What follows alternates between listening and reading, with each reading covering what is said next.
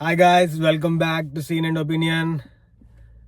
ఈరోజు మనం the fantastic four first steps 2025 movie చూసేసాం.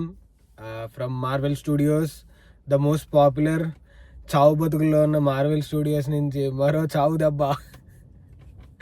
అప్పట్లో Telugu dubbing movies, English movies తెలుగులో డబ్ అయితే వెరైటీగా ఈటీవీలో మంచి అడ్వర్టైజ్మెంట్స్ వచ్చాయి. అలాగా మార్వెల్ స్టూడియో నుంచి మరో చావు దెబ్బ ఫెంటాస్టిక్ ఫోర్ ప్రదర్శిస్తబడుతున్నది మీ అభిమాన థియేటర్లలో అని అలా అలా సంథింగ్ అలా. ఓకే, సారీ, ఎనీవేస్ అలా ఎందుకు చేసారో నాకు తెలియదు. Yeah, fantastic four first steps చూడడం జరిగింది. సో మనం రివ్యూ గురించి, మూవీ గురించి మాట్లాడుకుందాం ఇప్పుడు. సో మీరు బేసిక్గా మూవీ సెటప్ చూస్తే మామూలు ఇదేం స్పాయిలర్ కాదు, కంగారు పడుతుంది. నేను ఏ స్పాయిలర్ ఇవ్వను, ఓకేనా? అస్సలు స్పాయిలర్ ఫ్రీ రివ్యూ మంది. ట్రైలర్లో ఉన్నట్టే సినిమా అంతా సెటప్ ఎలా ఉంటుందంటే రెట్రో స్టైల్ సెటప్. అంటే జనాలు అందరూ రెట్రో స్టైల్లో ఉంటారు, కానీ టెక్నాలజీ మాత్రం సూపర్ అడ్వాన్స్డ్. అంటే 1960, 1970లో ఉన్న మనుషులు, కానీ టెక్నాలజీ పరంగా మన ఎర్త్తో కంపేర్ చేసుకుంటే టెక్నాలజీ ఫార్ అహెడ్. అంటే అక్కడ స్పేస్ షిప్స్ లైట్ స్పీడ్ కన్నా స్పీడ్గా వెళ్ళిపోతాయి, వేరే వేరే ప్లేస్లకి ట్రావెల్ అయిపోతాయి, వార్మ్ హోల్కి వెళ్ళిపోతారు, బ్లాక్ హోల్కి వెళ్ళిపోతారు. సో అంత అడ్వాన్స్ టెక్నాలజీ. అలాంటి సెటప్లో ఉంటుంది స్టోరీ. ఆ ఎర్త్ కొత్త, అది వేరే ఎర్త్, మన ఎర్త్లో జరిగిన స్టోరీ కాదు, ఇది వేరే ఎర్త్లో జరిగిన స్టోరీ. మన దరిద్రం కొద్దీ ఏంటంటే ఈ స్టోరీలో కూడా ప్రపంచాన్ని కాపాడడం అంటే న్యూయార్క్ని కాపాడడమే. బయట నుంచి వచ్చే చెత్త విలన్ దరిద్రుడు కూడా న్యూయార్కే వస్తాడు, ఎక్కడికి రాడు. వాడు న్యూయార్కే వస్తాడు, వాడు పుట్టిందే న్యూయార్క్ రావడానికి, వాడు అక్కడికే వస్తాడు, అంతే.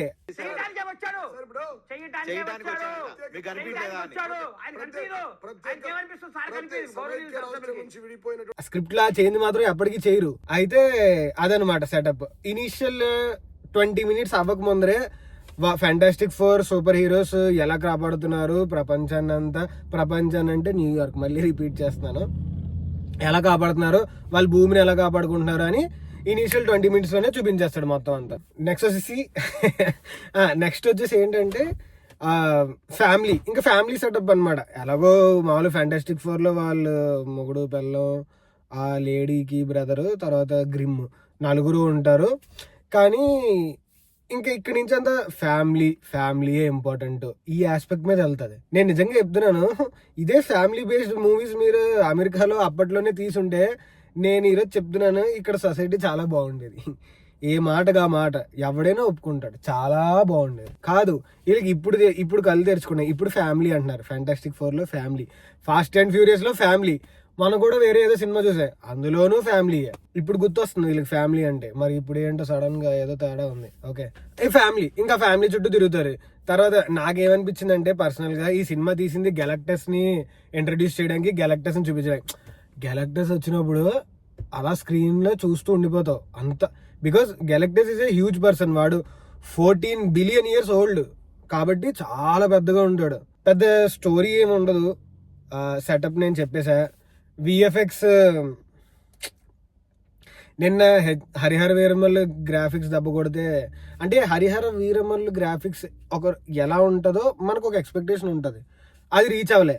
సేమ్ అలాగే మార్వెల్ మూవీ చూస్తున్నామంటే ఒక ఎక్స్పెక్టేషన్ ఉంటుంది, చచ్చినా రీచ్ అవ్వలే, అస్సలు రీచ్ అవ్వలే. ఆచార్యలో చిరంజీవిని డీఏజింగ్ చేస్తే ఎలా ఉంటుంది, ఆ విఎఫ్ఎక్స్ గుర్తుంది కదా.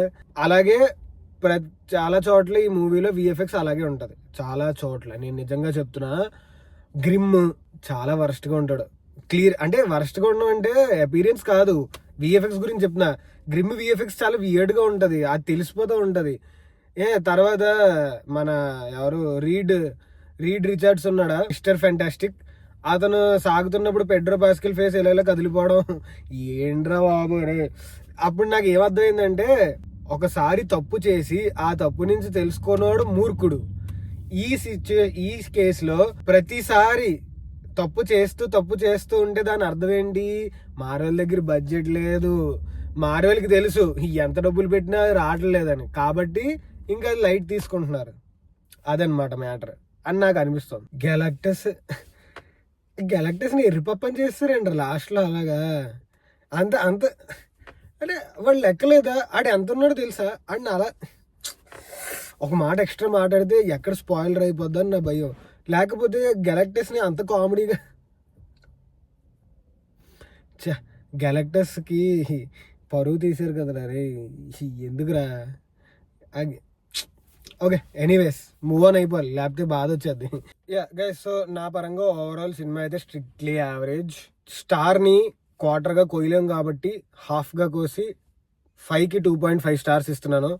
అండ్ నేను చెప్పదలుచుకుంది ఏంటంటే హరిహర వీరమల్లు చూసిన వాళ్ళు, ఫ్యాంటాస్టిక్ 4 చూసిన వాళ్ళు కామన్గా ఉంటే కామెంట్లో మీకు ఫ్యాంటాస్టిక్ నేను 2 విఎఫ్ఎక్స్కి కంపేర్ చేయమంటలే, కానీ మార్వెల్ స్టూడియో రేంజ్కి ఎలా ఉండాలి అలా ఉందా లేదా నాకు కామెంట్స్లో చెప్పండి, తెలియజేయండి. మళ్ళీ కలుద్దాం soon, very soon. And subscribe to my channel and keep supporting మీ. థ్యాంక్ యూ సో మచ్ మీ సపోర్ట్కి. హైడ్రేట్, ఖచ్చితంగా మంచిగా తాగండి. Bye bye, see you.